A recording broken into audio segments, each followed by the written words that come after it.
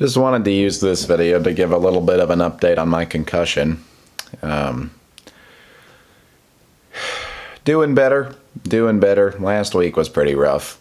Could have been much worse, is one thing I'll acknowledge throughout all this, is that it really was not the worst that you've ever heard of. I did not lose consciousness when I bonked my head.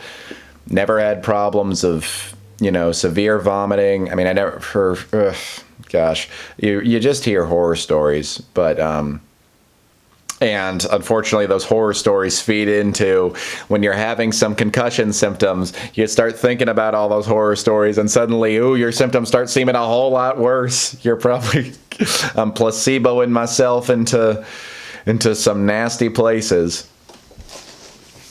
But I still feel slow. I feel like my memory's not really good right now. I feel like I just come across as a bit more of the lethargic type. Had one of my friends tell me last week that she's like, Joe, you usually talk so quickly, and now post-concussion, you're actually talking at the speed of most other people. And that's funny to hear. Hey, maybe that could help me out a little bit. You ever see on Family Guy how it says like Cleveland Brown at one time talked really, really fast all the time, but then he just got bonked on the head, and that's why he talked with that really slow, drawn out, like, manner of speech. It was just it's just really hard for a week, man.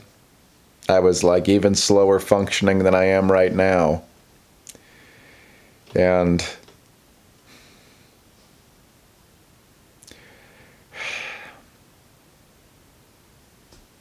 I'm still not going to get too deep into this, but there really was a period of like, I'll say a few hours where I was considering it, and then like a half an hour where I was like solidly sure that I was going to die. It was when I was having a bad reaction to being overstimulated one night when I went out when I shouldn't have to a bar with my friends and everything was loud, and I felt very, very out of it. Felt like the whole world was warping around me.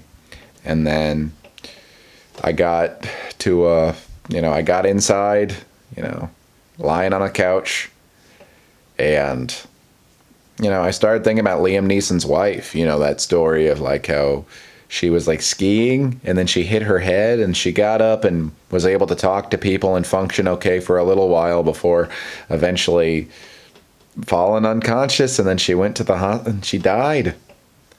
It's really, really depressing.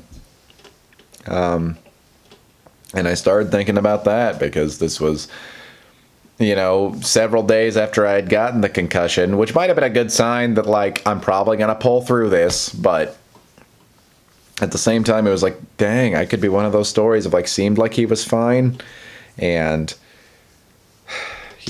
just went out and tried to do things too quickly, didn't handle his concussion well, and then he died. I remember seeing a TED Talk where this guy was saying like, from almost dying in a plane crash that he didn't end up dying in. Like there was no crash.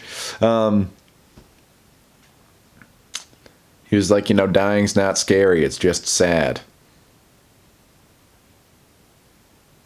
And that really finally made sense to me for just a little bit. And of course, I'm not fully truth realized about death. I had one experience and I can only make sense of my individual experience, not death as a whole concept.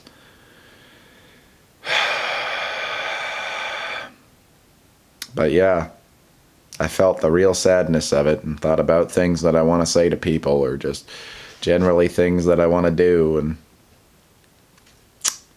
it was rough. It was very rough. But I feel like it was powerful. It was a strengthening experience that I'm happy to have had. And yeah, my memory is just, I'm for the first time fishing for words when I'm talking to people. I've never been that much of that person unless you catch me at a particularly brain foggy time. But it's very consistent now as I'm talking to people, and I'll be like, you could take be like giving directions. Yeah, you take the that ramp to the freeway, just like things like that. Just fishing for words all over the place, and they're like, just ideas are eluding me. That I have an inside joke like in my class, or like I have a reputation for having a really good speedy memory, like I can memorize stuff really quickly, and I've not been good at that, and I have to present something in my class tomorrow. I mean, I could cancel, but I don't want to. So I might have to fall back on a monologue that I've been doing for years. I haven't decided what I'm going to do tomorrow yet. Whew. The hardest thing is just a consideration. Like in David after dentist, you see, I couldn't even say that. When he's like, "Is this going to be forever?" That's the real fear. It's like maybe I just lost a part of my mental agility that I'll never get back. And I think that's probably pretty unlikely, but it's a fear and it is a possibility. But I know I'll be able to handle it. It's like if new Joe is a slower Joe, hey, he's still pretty cool.